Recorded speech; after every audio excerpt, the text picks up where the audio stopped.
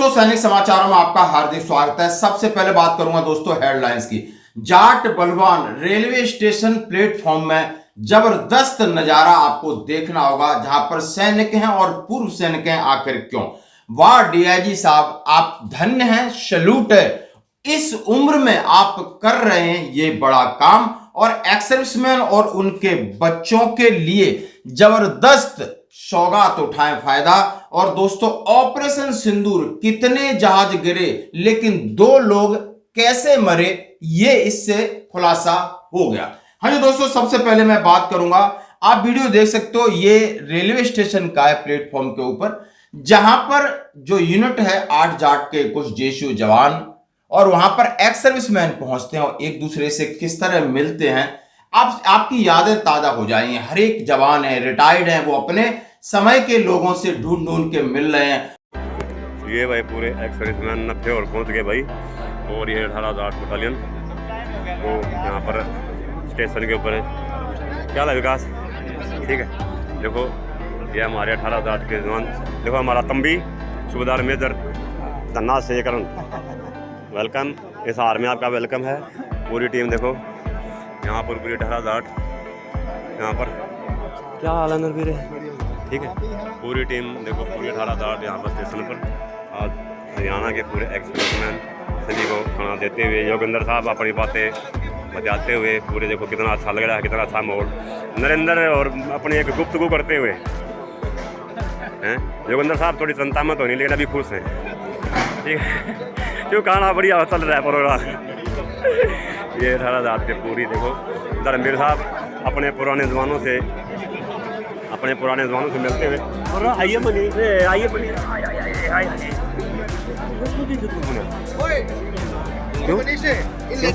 सामने यार ट्रेनिंग कमजोर हो रही है।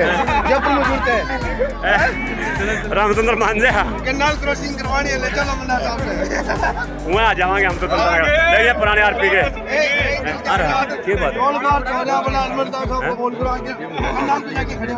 पुष्पेंद्र है मांझा पुष्पेंद्र मांझा। रामचंद्र बेरा सुनता है नहीं। अरे यार का नंबर 1 का प्लेयर है। देखो धर्मवीर नंबर मोटर के आपस में बातचीत करते हुए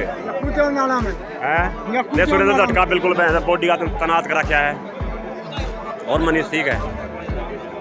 प्रदीप का ये क्या हाल है?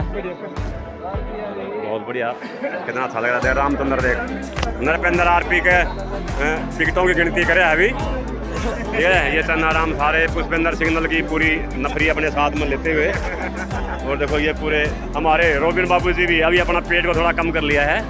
और ये हमारे शरीफ पहलवान पूरे 18 जाट परिवार मिलने के लिए आज यहाँ पर आया हुआ। और वहां पर एक भव्य नजारा है, यानी ये पूरे आप समझ सकते हो देश की संस्कृति आपको दिख जाएगी उसमें कि किस तरह प्यार होता है जवानों में। और यही जेशू जवानों की असली ताकत होती।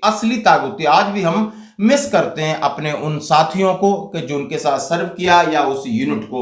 इसीलिए कहते हैं पेरेंट यूनिट, इसीलिए कहते हैं मदर यूनिट। किस तरह लोगों का लगाव होता है। अब मैं बात करूंगा, आप ये वीडियो देख सकते हो, ये डीआईजी साहब हैं और ये काम क्या कर रहे हैं, कचड़ा उठाते हैं। और 88 साल उम्र है, 88 साल उम्र है, आईपीएस अफसर हैं, रिटायर्ड हैं, बच्चे वेल सेटल्ड हैं और खुद भी 2 से 2.5 लाख इन्हें पेंशन मिलती है। लेकिन काम इनका क्या है, कचड़ा उठा रहे हैं। महिंद्रा एंड महिंद्रा के संस्थापक ने जब देखा कि इतना बुजुर्ग आदमी है पहली बात, और इस पद से रिटायर्ड हुआ है और ये काम कर रहा है, कहते काम कभी छोटा नहीं होता। लेकिन आखिर इन्हें प्रेरणा कैसे मिली, ये आपको देखना होगा। सेवानिवृत्त आईपीएस अधिकारी चंडीगढ़ में सड़कों से नियमित रूप से उठाते हैं कचरा। आप देख सकते हो दोस्तों, त्याग वास, कहते हैं ना सिंह इज किंग। क्या जबरदस्त, इससे बड़ी चीज नहीं दुनिया में हो सकती। आप देख सकते हैं कि एक ये बुजुर्ग व्यक्ति हैं, सेक्टर 49 में रहते हैं। ये पिछले कई सालों से स्वच्छ भारत के ऊपर काम कर रहे हैं। इनकी उम्र 80 साल से ज्यादा होगी और ये एक रिटायर्ड आईपीएस ऑफिसर है पंजाब पुलिस के। मैं तो कहता हूं कि इमीडिएटली भारत सरकार को ये जरूर देखना चाहिए कि इनको सबसे बड़ा अवार्ड स्वच्छ भारत का मिलना ही चाहिए। ये अवार्ड के लिए काम नहीं करते, लेकिन मुझे लगता है कि ये अगर ऐसा इन व्यक्तियों को अगर हम इनको यही आगे आने चाहिए सो दैट लोग देख सकें, लोग इनसे प्रेरणा ले सकें। एक 80-85 साल का बुजुर्ग जो 1970-80 में ये रिटायर्ड, 80 या 90 में ये शायद रिटायर्ड हुए थे। ये देखिए, आप कोई चीज दिखी, ये देखिए उठाया इन्होंने। मतलब शायद ही कोई व्यक्ति पूरे भारत में होगा जो इस तरह का काम कर रहा होगा। सेक्टर 49 चंडीगढ़ के ये रहने वाले हैं और IAS IPS सोसाइटी है, वहां पे ये रहते हैं। मतलब आप देखिए,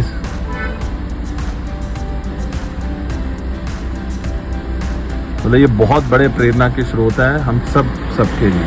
मेरा 1 साल तो बचना ही है।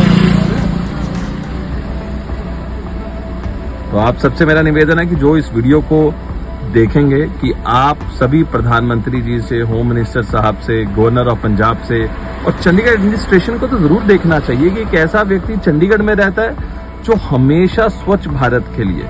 आज चंडीगढ़ को 2 दिन पहले नंबर 2 का अवार्ड मिला है। वो 2 का अवार्ड सिर्फ और सिर्फ इसलिए नहीं मिला क्योंकि यहाँ की एडमिनिस्ट्रेशन काम करती है, बल्कि ये अवार्ड इसलिए मिलता है कि ऐसे 80-85 साल के बुजुर्ग इस देश के लिए निरंतर काम करते हैं। और ये कोई आम आदमी नहीं है, ये वो लोग हैं जो बहुत बड़े बड़े पदों से जो रिटायर हुए हैं और अब भी देश के लिए ये काम कर रहे हैं। ये मिशन है इनके लिए।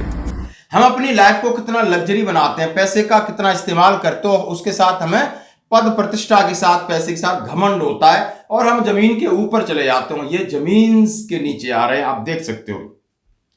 यानी 22 जुलाई पंजाब के 88 वर्षीय सेवानिवृत्त पुलिस अधिकारी ने उम्र को चुनौती देते हुए सड़क के किनारे पन्नी कचरा उठाने की एक दिनचर्या अपनाई और इनका नाम है इंद्रजीत सिंह सिद्धू।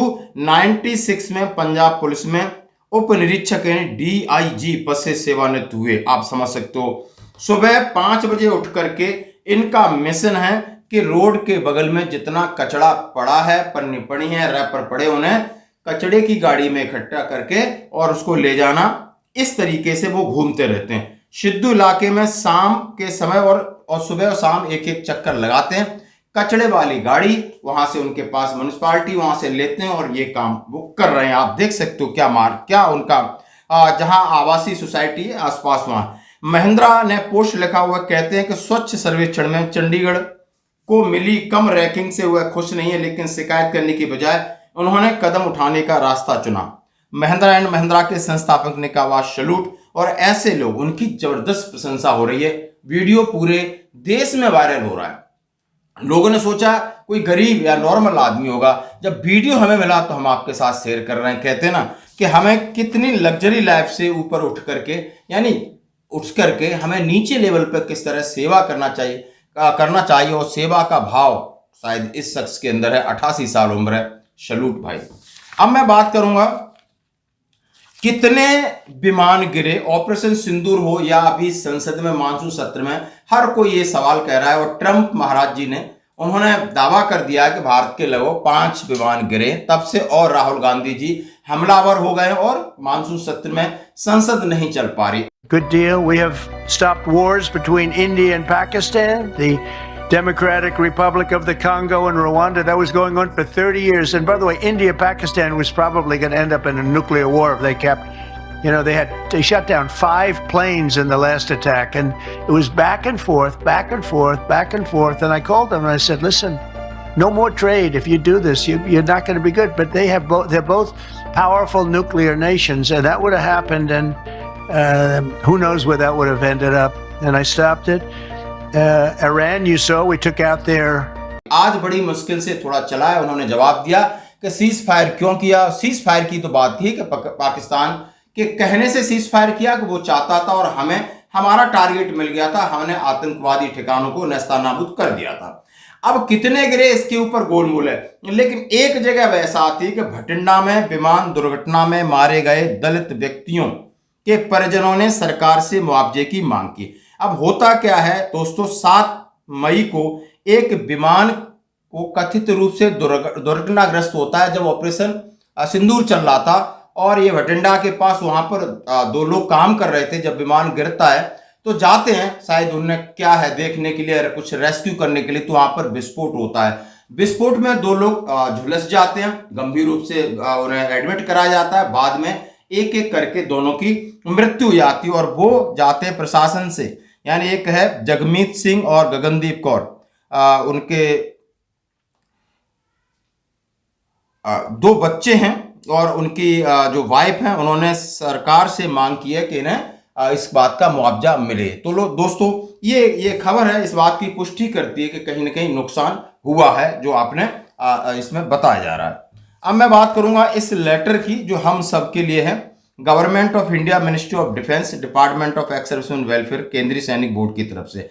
सबसे पहले मैं बता देता हूं कि केंद्रीय केएसबी की साइट है अभी भी अंडर मेंटेनेंस है। बहुत सारे लोग हमसे सवाल पूछते हैं, उनको सीए क्लेम करना है या मैरिज डॉटर, तमाम चीजें क्लेम करनी है, लेकिन वहां से अभी तक किसी तरह की सूचना मिल रही कि वो अंडर मेंटेनेंस है। अब इस लेटर का जो फायदा उठाना है, 22 जुलाई का लेटर है। Circulation of Google application form for MBBS BDS seat under central pool quota के लिए। यदि आप सेना में हैं, एक्स सर्विसमैन हैं, बच्चे हैं आपके, तो यदि आपको बच्चे आपके MBBS या BDS की सीट के लिए आप आवेदन कर सकते हैं और इसकी तारीख 15 अगस्त 2025 है। और ये लेटर किसी को चाहिए, यानी जैसे आपने देखा होगा टेलीफोन नंबर है 01126192361 और किसी को लेटर चाहिए, इसमें लिखा है every year a certain number of MBBS BDS seat are allocated by ministry of health and family welfare under the central pool quota ministry of defence. यानी उनकी तरफ से कुछ हमें सीटें मिलती हैं, तो उनके लिए हमारी जो प्रक्रिया है,